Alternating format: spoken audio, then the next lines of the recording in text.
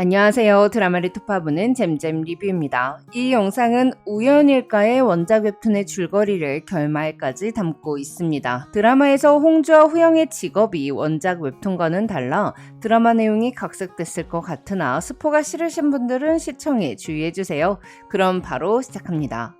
여주 이홍주는 친구 혜지에게 떠밀려 나간 소개팅에서 소개팅 상대를 오해하여 후영과 우연히 만납니다. 중학교 시절 홍주는 친구 혜지의 부탁으로 혜지의 러브레터를 하루가 멀다 하고 홍주에게 날라주었습니다. 하지만 후영과 혜지는 이루어지지 않았고 13년 만에 홍주와 후영이 재회하게 된 건데요. 이후 출판사에서 일하는 홍주는 같은 건물 아래층 게임회사에 후영이 근무하게 되었다는 걸 알게 됩니다.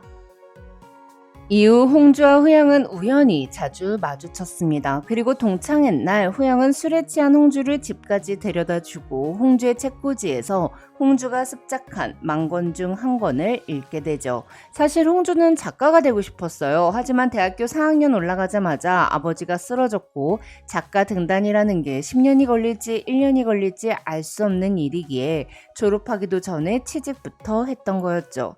학창시절 홍주가 쓴 시가 상을 받아 학교 복도에 액자로 걸려있을 때 후영은 홍주가 쓴 시에 매료되어 시를 가리지 않도록 기름종이에 그림을 그려 액자에 붙여놨었습니다.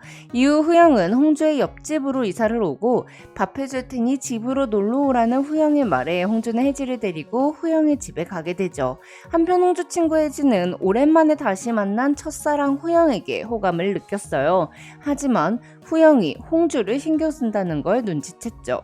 홍주가 신경 쓰이던 후영은 좋아하는 여자에게 사탕을 주는 화이트데이에 초콜릿을 주고 퇴근하고 들어오는 홍주를 창문에서 불러 불고기 덮밥부터 해서 이것저것 만들어 먹입니다. 이에 홍주는 혼자 먹는 저녁밥보다 둘이 먹는 저녁밥에 익숙해져 가죠. 한편 홍주의 대학 선배이자 꽤 유명한 소설가인 방준호가 출판사 직원인 홍주에게 연락을 합니다. 대학 시절 홍주는 방준호를 좋아했고 방준호는 글이 막힐 때마다 홍주가 직접 써서 줬던 시집이나 엽서를 펼쳐봤으며 자신이 쓴 소설에 홍주가 쓴 시를 인용하고 입을 싹 닦았습니다. 다시 만난 방준호는 홍주에게 너의 아이디어를 도용해서 미안하다고 하고 홍주는 도용은 무슨 영광이라고 너스레를 떨며 방준호랑 출판 계약을 성사시킵니다.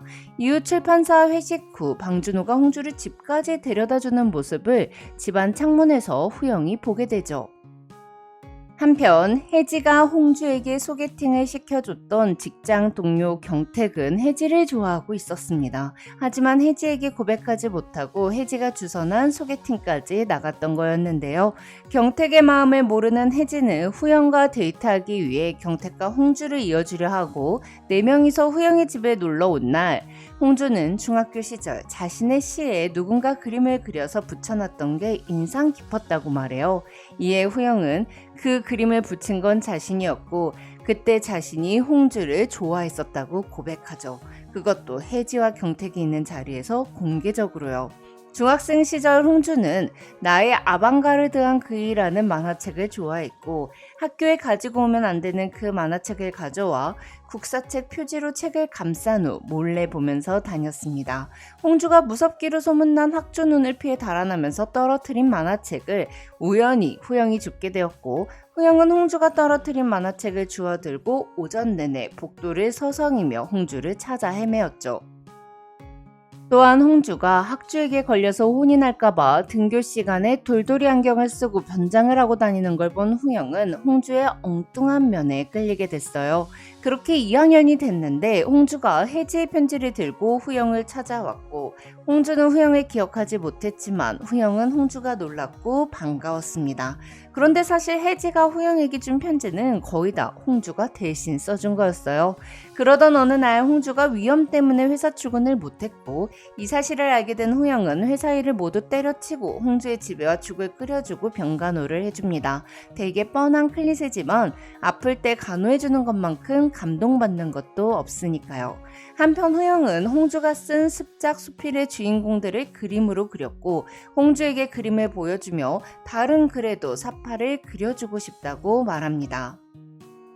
홍주는 자신의 글에 자신감이 없었으나 후영의 제안을 고맙게 받아들이죠. 그리고 혜진은 후영이 과거에도 홍주를 좋아했고 지금도 좋아하고 있다는 걸 홍주보다 먼저 눈치챘고 마음을 정리합니다. 한편 방준호는 홍주에게 남녀 심리전에 대한 드라마 대본을 공동 작가로서 함께 쓰자고 제안했고 홍주는 보조 작가가 아니라 공동 작가라는 말에 제안을 수락합니다. 홍주가 바빠져 후영의 집에서 함께 저녁을 먹지 못하는 날이 길어지자 후영은 홍주를 그리워하며 방준호에게 질투심을 느끼죠. 홍주도 후영을 보지 못하자 자신의 마음에 후영이 스며들었다는 걸, 자신이 후영을 좋아하고 있다는 걸 알게 됩니다. 홍주는 후영에게 방준호에 대한 감정을 털어놓는데요.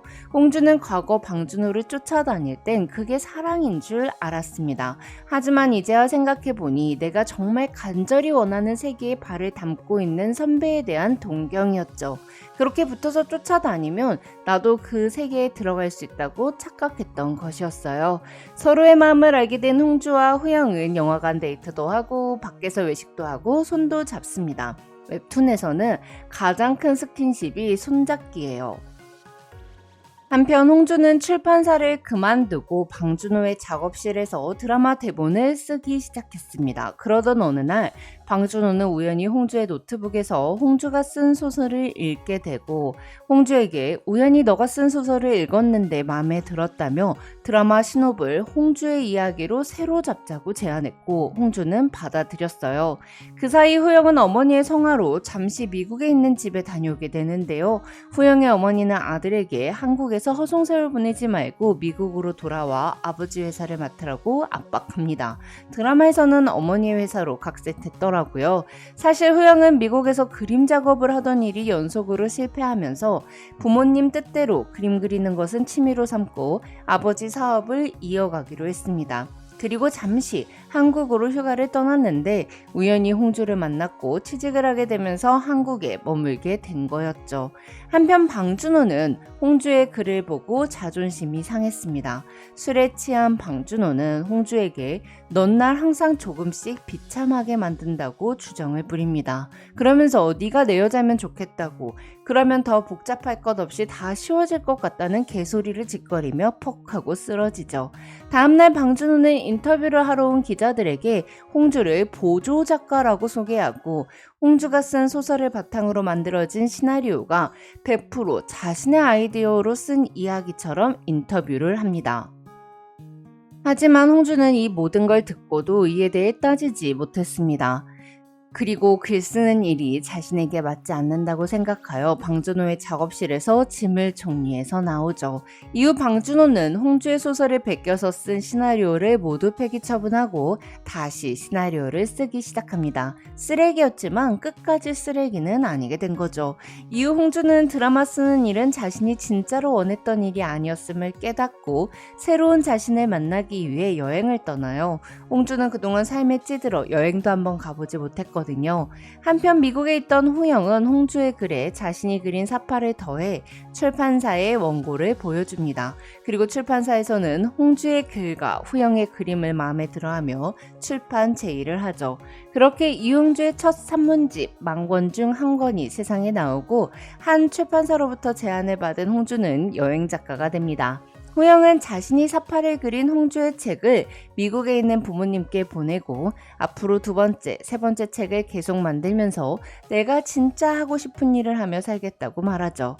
홍주와 후영은 우연처럼 다시 만났지만 우연이라도 운명이라 믿고 싶은 그런 사람이 서로에게 되면서 웹툰은 끝이 납니다. 지금까지 잼잼 리뷰였습니다. 감사합니다.